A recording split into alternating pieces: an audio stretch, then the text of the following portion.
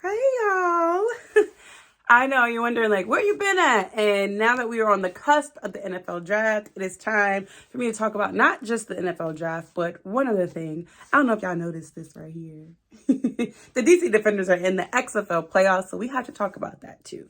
We will start with the NFL draft, and I know you want to know what I think about the Pittsburgh Steelers and their draft selection, so let's just get into it. Come on. Why not? First things first, the NFL draft, it is this Thursday in Kansas City. And I know you guys are probably looking for like, oh, who does Dee think the Steelers are going to pick? I don't do that. I let the organization do what they do because they tend to do it very well. So I don't meddle in that business. I just wait. Last year was different, a little different for me because we needed a quarterback.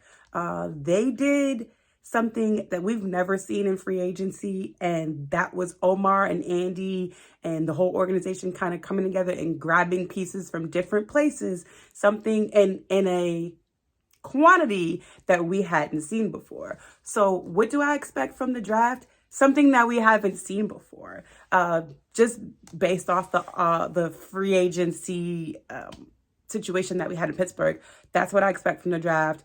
But I expect Steelers to do a great job at drafting, but unexpectedly. Whatever they have up their sleeve is what they have up their sleeve. I think this is probably going to be a unique draft because no one really knows what's going to happen. All the needs and within this draft pool are quite interesting. So I don't think, and if you ever see, the best thing that's going to happen on draft night is the fact that I don't have to see no more mock drafts, okay? And let me just tell you, I get tired of seeing them. And then let me be honest and say, if you ever see a mock draft from me and multiple mock drafts, it's because somebody paid me to mock a draft, okay? I got paid to do it. I am not going to be spending my time out here putting predictions on the wall and hoping they stick or whatever every 5 days. I'm not 3 days or 2 days or wherever some news hits out. I'm not doing that. So like I said, if you see a mock draft with my name on it and my face next to it, it's because I got paid to do it. Okay. So that is the highlight for me of draft day. I don't got to see a whole bunch of mock drafts all over my social medias. Yeah. So I'm looking forward to that. But again, Pittsburgh, y'all do what y'all do, and I will sit back and look at the guys when they are picked, and I'll be happy for whatever we get. I trust them. So now to the most important news here. Y'all see my little DC Defenders, Defend DC shows up.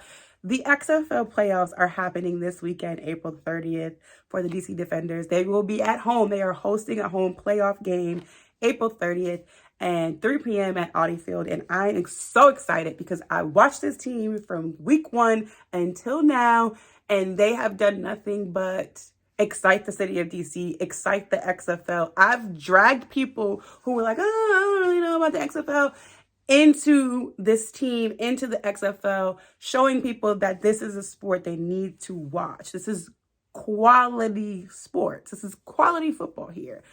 From the coaching to the actual guys on the field. And this is going to be an exciting game because look, I looked at Ben DiNucci's numbers, and not that I didn't see them before, but he's put up some numbers.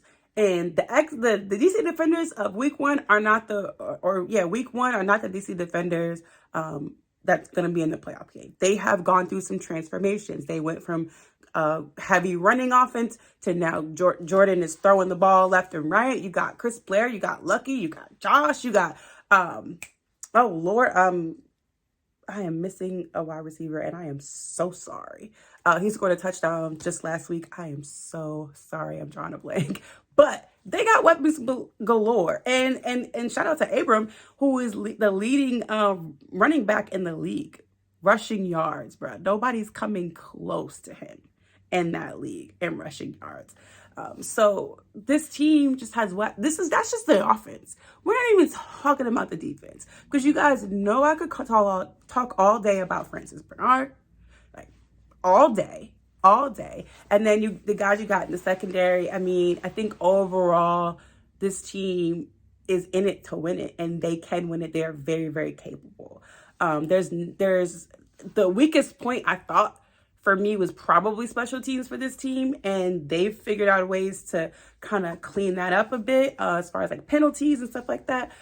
So I'm looking forward to it. I mean, these guys, oh, I am so excited. So please, please, please lock in and check them out. I mean, phenomenal football. Greg Williams. If you're a defensive guy, you love Greg Williams. But Coach Reggie Barlow and the rest of his coaching staff, they're just phenomenal.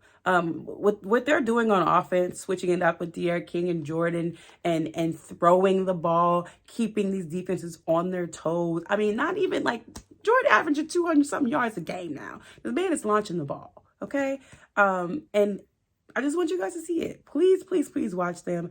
I'm going to keep it short. I'm going to keep it brief. And I think that they will beat the Seattle Sea Dragons. And the fans are going to be throwing lemons. I'm sorry, they're going to be doing it. It's no way to stop them. And drinking beer and building the beer snake and acting a fool. Okay? A 3 p.m. game on a Sunday. They're going to be there. They are going to be there. They're going to turn it out. So please, please, please tune in and watch, y'all. That is my XFL DC Defender spiel. That is all I got to say about the NFL draft, but I will be giving you as much content as I can from the NFL draft, so stay tuned. Bye, y'all.